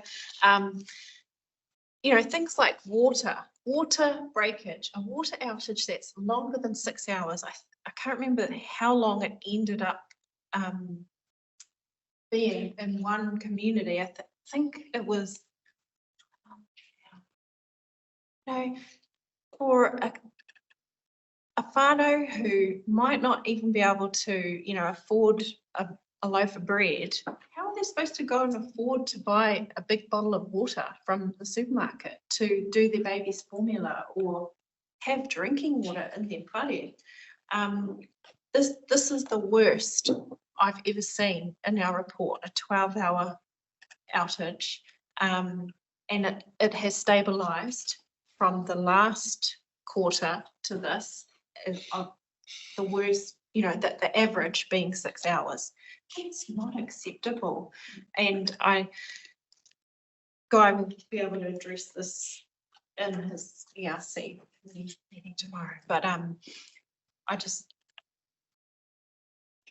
can't, you know, are the contractors' expectations that everyone can just go buy water? I want to see the response time getting back to an average of 4 hours, because that's what we've promised through the LTP, that it will be 4 hours. And you know, I need to know what our organisation is going to do to address this immediately. And we've even had some issues around comms, you know, making sure that elected members know of a really severe long one before the media rings us. There are notices that go up on the website or on Facebook, but sometimes the radio rings us and we didn't even know. Yeah, so I'm not going to go over all of the level of service, but I do like to. So, Chair, I feel that this is the forum to do this. So I think that, Guy, it would be really crucial for the next quarterly report that you do have the subject matter experts in the room so that we can interrogate these level of service numbers that are, you know, they are. Before we take a question from John, Guy, I think it's probably fair that you have a chance to respond to points that our Deputy Mayor's raised. In the future, I'm happy to bring more staff members in and drill into this in more detail. Right. Because yeah, I've also had one on solid waste management and the the decrease in the amount of recycling that we're seeing. But I could have a long debate, so I'll stop there. Yeah. John, He thinks, what, okay, you mentioned before, I think from a risk point of view, it's whether we're going to achieve our KPIs or not.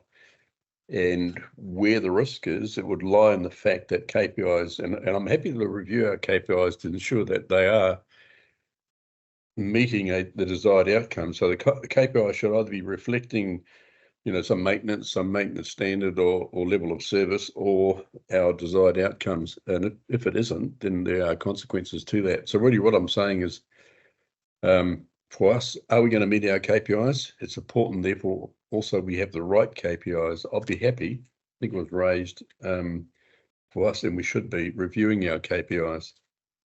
Having a whole bunch of them may or may not be a good idea, but I'd really like them to clearly, this is our way of monitoring performance of the organisation, and I'd really like it quite clear so we can see exactly where we're going, and we got an idea, a clear idea of the consequences should we not be meeting some of these KPIs. So it's more a general comment, Chair, not so much a question. Jonathan, you may have some comments. Yes, no, just thank you for feedback accordingly there. I think listening to some of the key points around the room, I think one of the things that we could do as part of an enhancement of this report, to John's point, is to potentially highlight areas of risk within the KPIs where we aren't or have a risk of meeting, so that we bring the reader's attention to those areas and then expand on the relevant detail and request that from the business, so that for the likes of why did it take 6 hours instead of the 4, which I believe is on page 50 of the report for resolution of urgent call-outs, that we expand on those and target them so that you're better informed, and that we bring the focus to the areas of the business so that they can then become more aware of government's direction and focus on those areas and how they choose to reflect and being able to rectify them. Thank you. I might just pass a couple of comments that I see a few of these cross councils, and I might take the liberty of sharing, Jonathan, if you just follow up with me, some other councils where they have traffic light system as to whether what the assessment of achievement of the level of service was in the last report, what our current assessment is, and then for ones that we're at risk of not getting to or we're unlikely to achieve, there is a separate commentary put in on the reasons behind it, being done to address the risk going forward of there, and there it may be that it's an inappropriate current level of service for whatever reason. I've seen that, where I've seen explained why, for instance, the data is no longer available from an organisation, or there can be some valid reasons, but normally it's the fact of what are you doing to get the service level to the effectively the contract level with our ratepayers, because that's what the LTP is about. Yeah, that's It's what effectively a contract between you pay us the money and we'll deliver you this level of service. So I'll share with those, which may allow this report to shrink a little in size to really focus into the detail and having the detail available if required. Make it easier for the governance level to read and understand where the government's focus should go. The only thing I noticed in the chair was on page 48, it talks about under rating, it talks about average quality of the ride on a sealed local network. And under the performance comments, the results are generated at the end of the financial year. Doesn't help much on a quarterly report. In the next page, 49, the top comment there, The surfacing program is well underway with completion of the targeted resurfacing expected in Q4. And they're only looking at doing 7% of the sealed network resurfaced per annum, so we're at least 14 on a 14-year cycle. Get all done. This is where a traffic light, if people are saying, looking forward to the end of the year, that they are going to achieve, then it comes up as on track and the green light. Yes, on the Transport Committee. Or orange if they think it's at risk. On the Transport Committee regional, we're monitoring, reporting on that, and we're way behind on this. Drainage 80 odd years to catch up. This major funding shortfall was part of the issue. And just the traction issue, I was a bit shocked to read in the police report the other day that there was some grit applied to the road after an accident on Bulls Gorge the other day. That would suggest the surface wasn't too good. So again, That was in the paper, it was in the Advocate. so that then brings for you a question as to whether this comment is actually correct. Yeah, it's risk, sure. Notes have been taken, and I'll certainly share what some of the other councils are doing. If you're looking at doing the format, you might be able to build it in. So please follow me up on that. That's not forgetting my travels.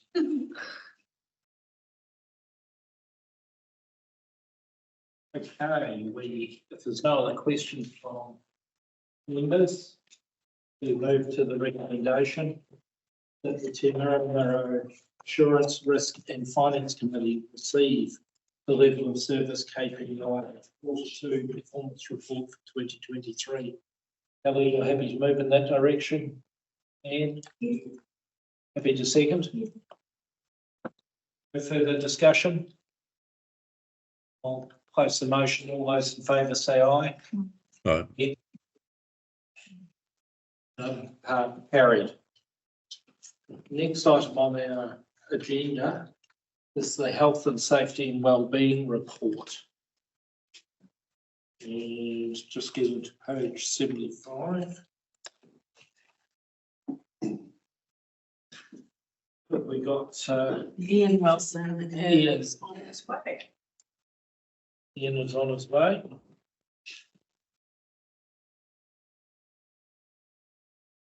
Few comments before we move into the report itself.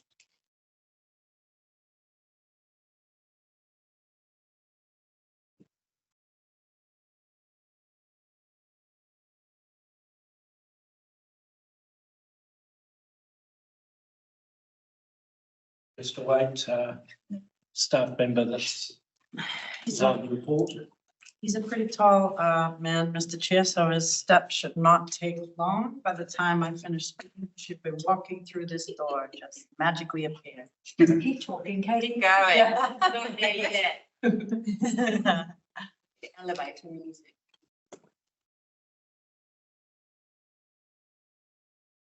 His doesn't require a swipe, so it will be. They're not stopping for a bite to eat since lunch is ready. Yeah. Dragging by his ear.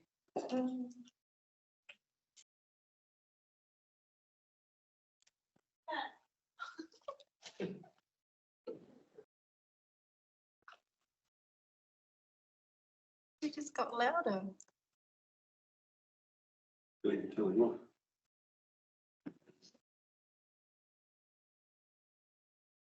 Here he is. Welcome, Ian.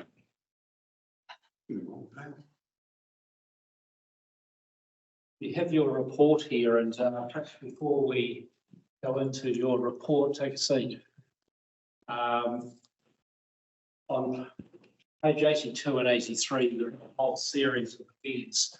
There has been some correspondence received from a member of the public questioning some matters here. My proposed responses, and that's been sent to all councillors, so they're aware of it. The party concerned wanted a line of communication through to someone, either the CEO or someone delegated. And I think that is a good matter, but to ensure that we are not in our reports running at risk of people being able to be identified, as that would be a potential privacy issue, or alternatively, if there's a need, and when reports generated of deeper discussion, where there is a risk, it needs to be taken into a public excluded environment.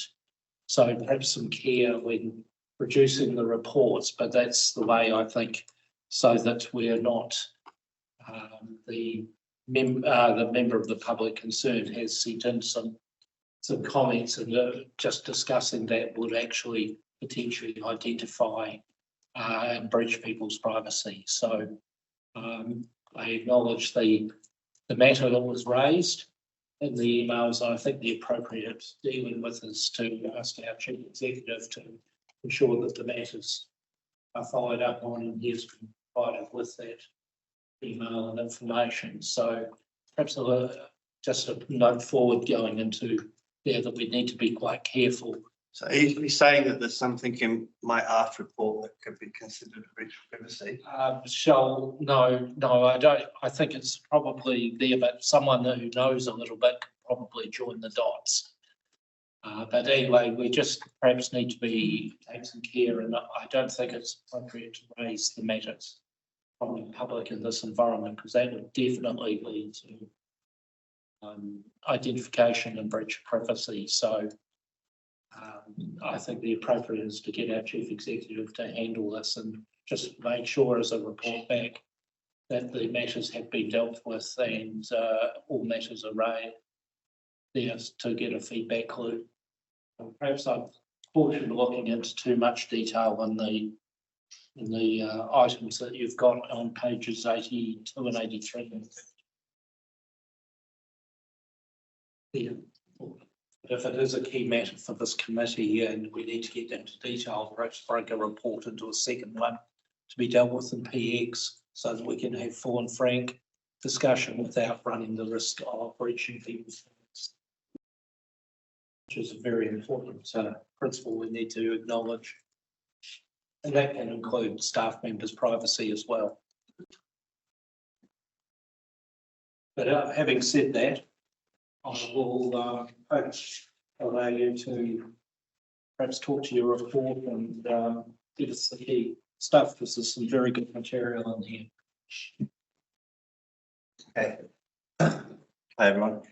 So I tried to modify this report a little bit from the last one, presented to you last quarter, to make it a little bit more meaningful. And what I'm trying to do is provide some sort of quantitative as well as qualitative information, and to highlight what the risks are, the main risks are to council, and what we're doing about it basically. So the report starts with the safety maturity graph and just a little bit of commentary on that. And I think that the aim of that graph is to show a visual demonstration of our progress through the safety maturity route, where we might be at the moment. We have improved slightly over the last quarter now, and more sitting towards a systematic area because of some of the work that we're doing.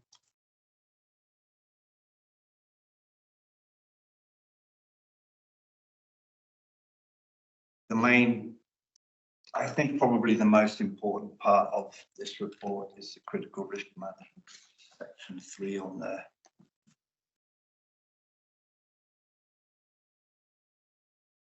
So we've got 6 critical risks outlined for council. And the table there, table 1, is showing what those individual risks are, what the controls that we've got in place are to manage those risks, and then what the residual risk to council is once we put those controls into place. And that's the residual risk to council is what we really need to focus on, and what I need to work on. The highest one, I think probably at the moment, is our residual risk to our contractor management. It's a huge topic for council, and the more I get into it, the more complicated it's getting.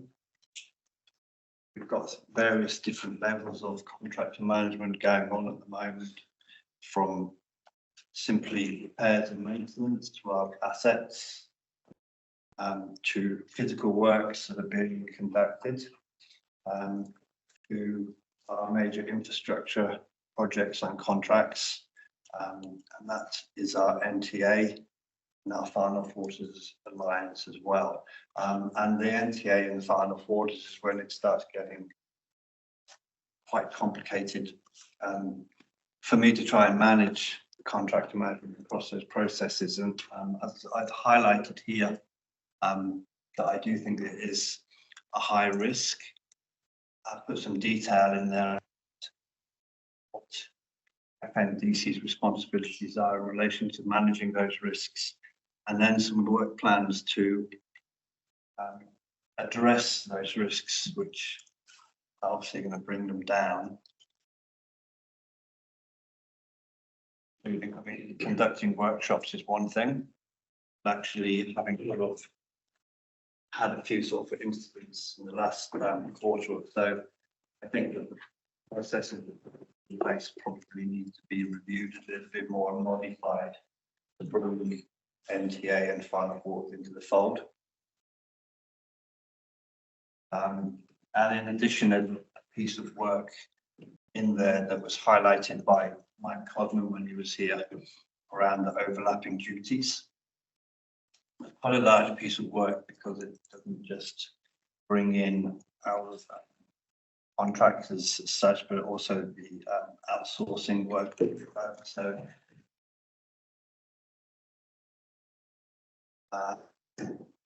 trying to explain what an overlapping duties framework to you is challenging, but I'll try and do it in a nutshell. If you can picture a table with FNDC on one side and our contractors and outsourced suppliers on the other side, managing our various contracts, assets, and then in between a sort of a 1 to 10 in between.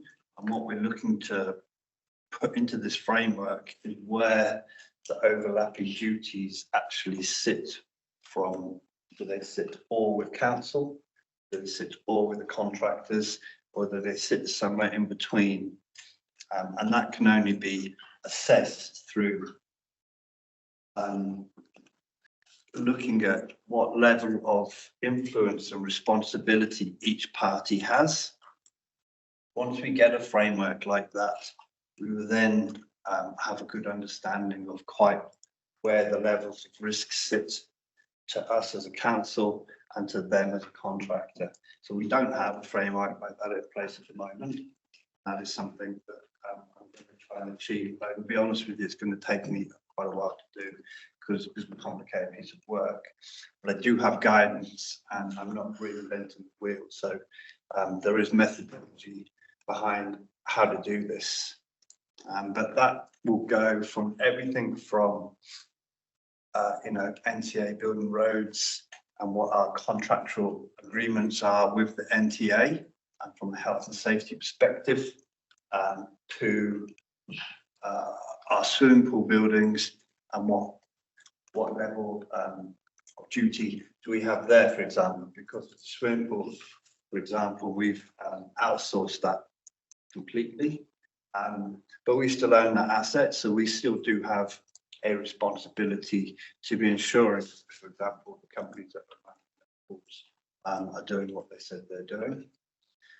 So when I finally sort of do finish this piece of work, it will give us a very clear idea of exactly who's responsible for what, and then a very clear indication of what level of risk council's carrying in comparison to our contractors.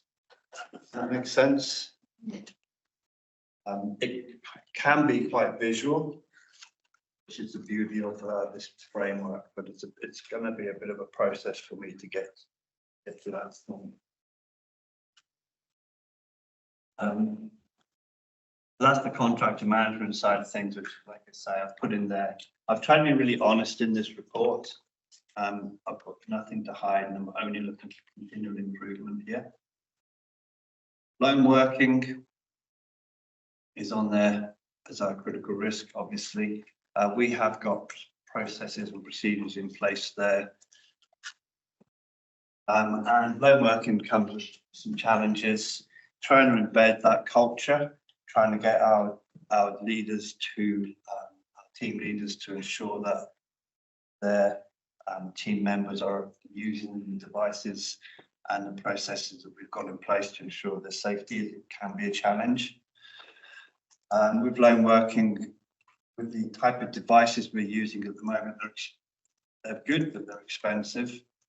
We've got some challenges coming up. The changes from 3G to 4G, suppliers are telling me now that when we go to 4G, that some of the devices that we use are going to need to be upgraded, which is their way of saying we need to buy new kit. I think we need to, I'm not happy about that. I think we need to probably have a review over those devices, because I suspect there's some simpler, more cheaper devices that still work on a satellite methodology, like the Garmin devices, for example. And I know, like even this morning, I bumped into Graham Norton, who now works for NRC, in his truck, and the very first thing he said was, "Hey, look at my Garmin." Like, okay, he said, "Yeah, I like him. I use them all the time." You know, so I think probably before we get direct safety saying, "Hey, can we have another X tens of thousands of you?" We might want to go down that route. So that's what we're doing with the working. Driving, I'm reasonably comfortable with providing good vehicles. We've got good processes in place, and we're giving additional training, for example, 4x4 training for those who are in those vehicles. I'm okay with that.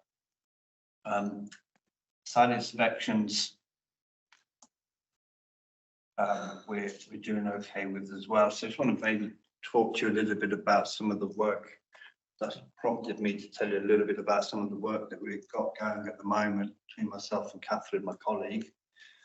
So we've got different areas of focus, and they all involve around critical risks, because we work on the basis that we're not going to sweat the small stuff, we're going to focus on the important stuff. But whilst I'm doing all my analysis and coming up with plans and processes and strategies on dealing with critical risk, Catherine at the moment is doing the rounds through the teams, particularly at this moment in time, focusing on site inspections. So obviously, site inspections need a risk assessment. So we have a current risk assessment in place, a generic one. Catherine is going around the high-risk teams, for example, animal management, monitoring, building compliance. They're probably our three highest risk teams that are actually going out and conducting site visits, because they're uninvited. They are knocking on the door, but if no one is answering the door, they can continue their inspections using their warrant and their power of entry. So they are high risk because of that. And because of my background, I know there's roles inside out. So Catherine is sort of bringing up the rear really with this and reassessing the risk assessments around that, and working with the teams to really sort of drill down into exactly what challenges or risks they're facing when they're going out, and putting together a robust risk assessment for each of those teams. The bigger picture for that piece of work is ultimately what we'd like to achieve is effectively a sort of risk register for each of the teams that encompasses not just site visits, but assesses all the critical risks they work under, so that each team can have their own role profile risk assessment, basically, which clearly demonstrates that we've looked good and hard and collaborated and communicated with each of the teams to make sure that they've told us what it is they're facing, and then we can help put those critical controls into place. So we kind of break down our workload into the quarters so that we've got a work plan for each quarter of what we're doing. So that's what Kath's doing at the moment. But this quarter is probably just working through the site inspection side of things. When she's nailed that, she will pick up one of the other critical risks, and she will go back through that process again, collaborating with the teams to make sure that we've got the right controls in place for them. Threatening behaviour is an extremely persistent incident response that we're getting at the moment, particularly from the libraries and from this car park, as you probably know. Sorry, this car park? Yes. Okay. So we had a car stolen the other day. In fact, the person whose car was stolen in the last month had 2 previous break-ins into her vehicle. So she's feeling quite targeted. I suspect the car was targeted and stolen because it probably falls under that class of these cars are easy to pinch. But we've had a number of randoms wandering through, just, you know, being rude to staff and that kind of thing. So this is a known area around here. So I have put a report together for SLT around the incidents, sort of request that we review this area in particular, and come up with a solution. And I know Guy's on top of this one. Yeah. So we are responding to that one. I think this talk offended in initial, and then increased both security trouble as well. So those are our sort of 6 big ones really, and hopefully the report outlines that we are working towards action towards them.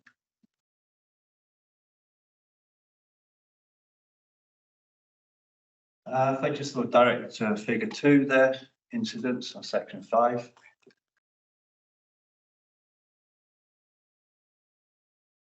So these are taken from PeopleSafe. PeopleSafe is our incident recording system. And it pulls out, it shows visually what our main issues that we've got being reported, and threatening behaviour, as you can see on the right hand side, is our highest level of report. So that threatening behaviour we mitigate it through training our library staff and our front facing staff with conflict resolution training each year. But the reality is that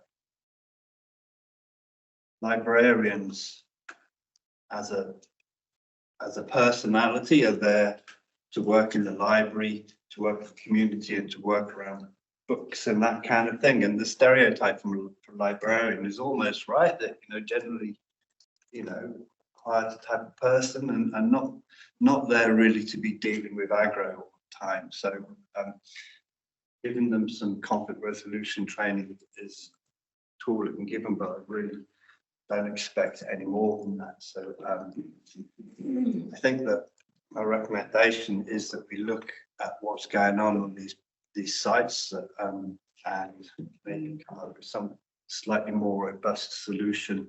And if it means recommending having a security position there, then there might be something we need to think about. If Fongaray will be doing that kind of thing.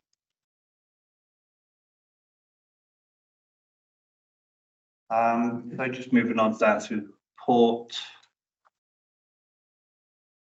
sections, just about driving, speeding. So that's the E-roads data.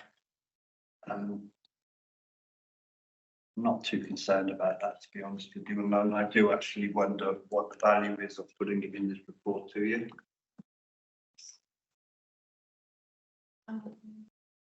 Through the chair. We do get people complaining from time to time. I just saw an FNDC Yeah. vehicle. Yeah, I was going 100 and it went double past me. yeah, So I think from a governance point of view, we just need to yeah, know that somebody is monitoring it and that you have a conversation Yeah. if it's picked up. yeah. So this is, I do monitor and report it. My expectation is that the team leaders pick up on this on the individuals because they have the access to the information Yeah. and then have those discussions with them. I would imagine most of these will be passing lanes, but I'm speculating. So if that's what they need to do, that's what they need to do. To be honest, The police. my view is, as soon as you hop in a council car, just you're not in a rush, you know, to Stay be. at the speed limit. Tell you, when I used to have my name painted all over my car, I was the best driver in Christendom. Yeah, right. Because people were really quick to pick you up and tell you off if they thought you were. Yeah, exactly. So it's better to have a camo. Yeah. We all know what it's like. You've got a council written anywhere near you, if you mention council, then you get the council with a finger at you. And all the woes come out. Like you don't measure McNally's speed. Seeing if he's asleep. Right, like a nana. So, So I just finished off the report there with this month, this quarter, just actually highlighting some of the threat behaviour incidents that have been received by us, just for you to get an actual idea. The words in the box, in the column that says what happened, those words are what the staff are writing into people say themselves. So those are their own words, just to give you that idea. it's probably that level of detail that you want. It's good for us, but we probably need to shift that to PX section. Because these papers aren't available to the public and some of the staff members' comments may, by people involved, be able to be traced back. Sure. Yeah. Just a few comments that I've got, and thank you for a very good report. No current FNDC contractor management policy coming up. Plagiarism isn't dead. No. Other councils will have solved this and have a really good start. But it got me thinking, and it's probably a point from over eight.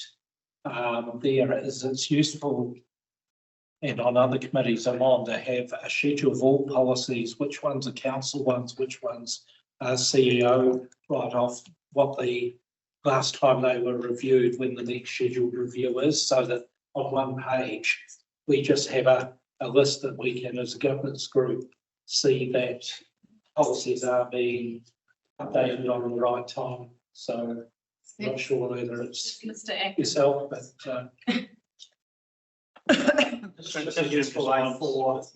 single A4 may be too solid, depending how many policies you've got. Just so we can get some visibility on that at a governance level, that policies are being reviewed and updated appropriately. Not to have too many policies. So The difference between a policy and a standing operating standard procedure. Sometimes when you read the policies and then you're on to page 3, 4, 5, 6, and you realise actually you're reading an instruction manual, yeah, rather than actually a policy of a statement of intent. and because that should say when cut off and SOPs are updated. For Yeah. instance. So just quickly in response to that, I am working slowly towards having a 45,001 framework for our health and safety management system. And one aspect of that is very clear record keeping and review dates, etc. So I've got some work going on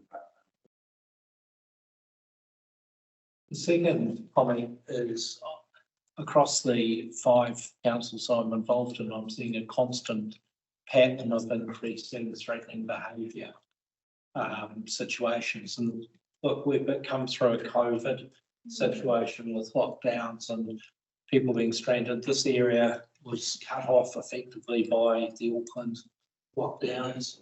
We have a cost of living crisis is the common term used. People, family units being put under a lot more stress than they have ever been. And as we've really got the perfect storm.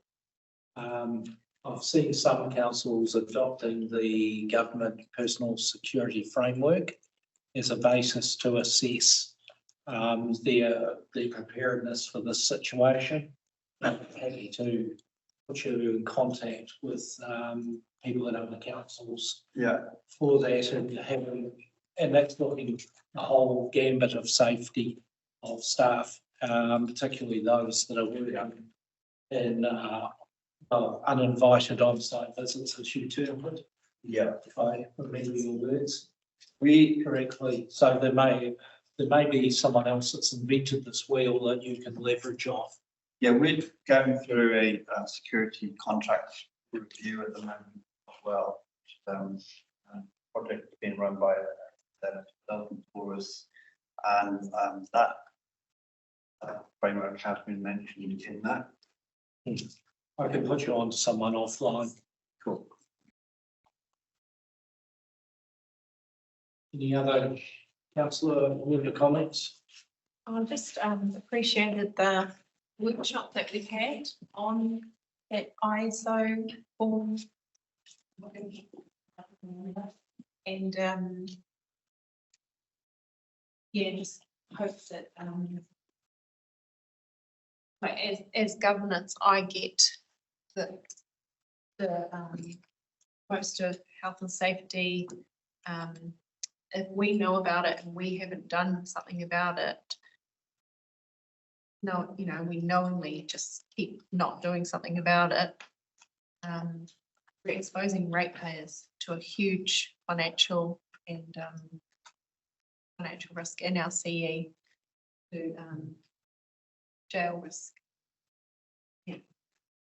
My comment in this area would be that although the CE under the legislation has the responsibility, we should actually, as a governance group, be taking the private sector to on life, which says that the governance group is responsible, and because it's our moral obligation to make sure everyone gets home from work in as good shape as they need.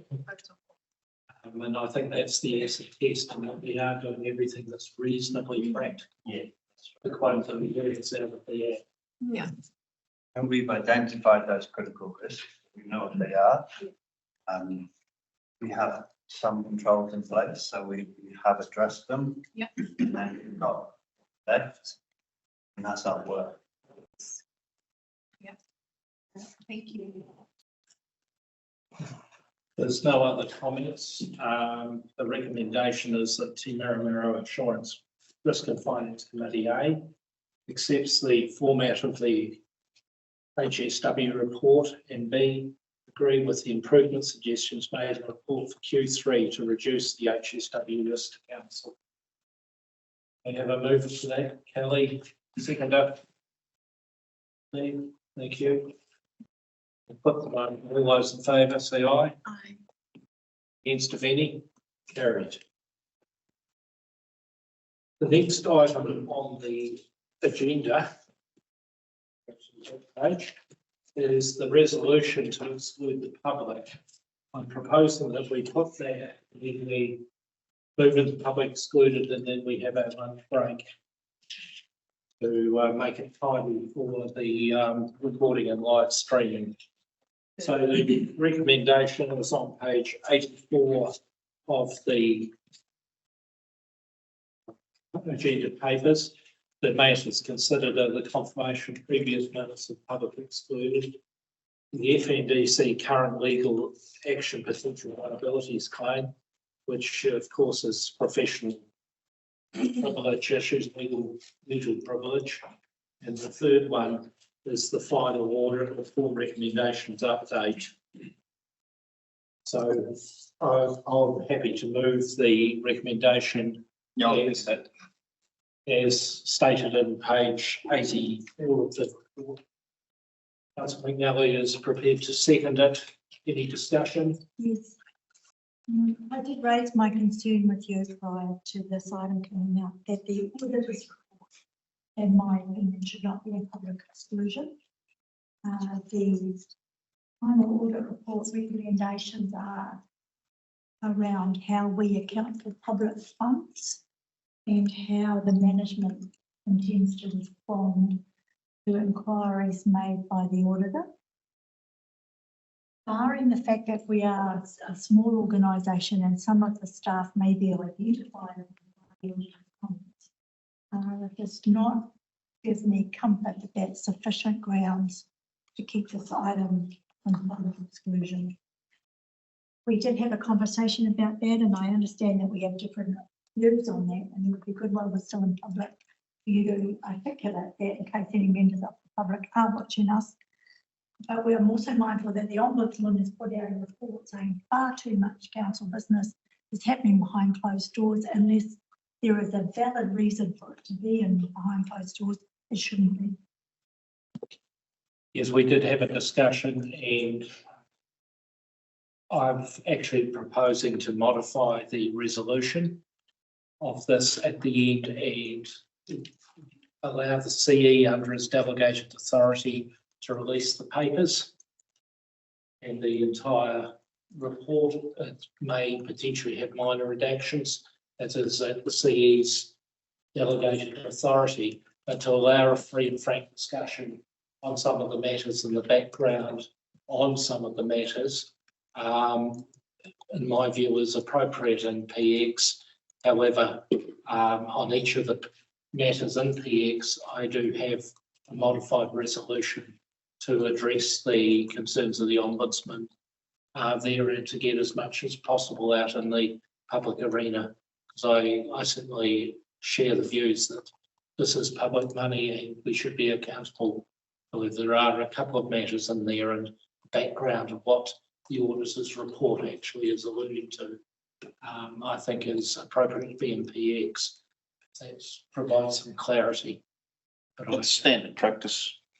It is also standard practice, but it's also standard practice that we find the Ombudsman's report to review each item in there and conclude as to whether it should be released immediately, permanently held back, which is typically the legal privilege items, and or to be released in due course once there's no commercial or other issues, which is in the prerogative of the chief executive. Any other councillors have any views before I place the motion? No, I'll place the motion as set out on page 84 to move into public excluded. All those in favour?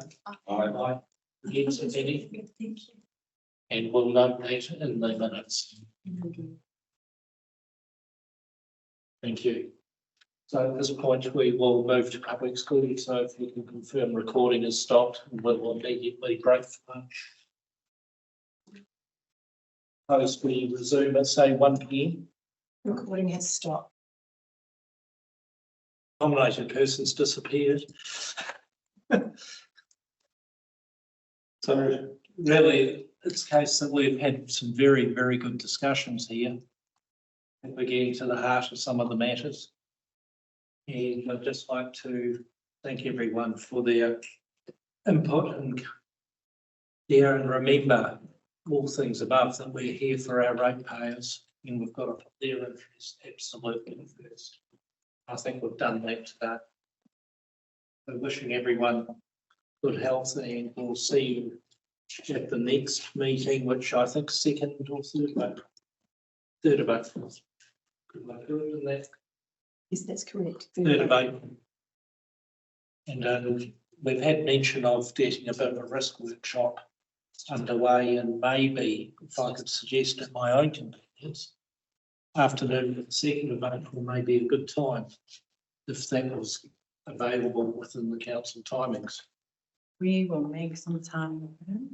So I normally get in about the day in New Zealand and weather gods permitting. Yeah, get into that season.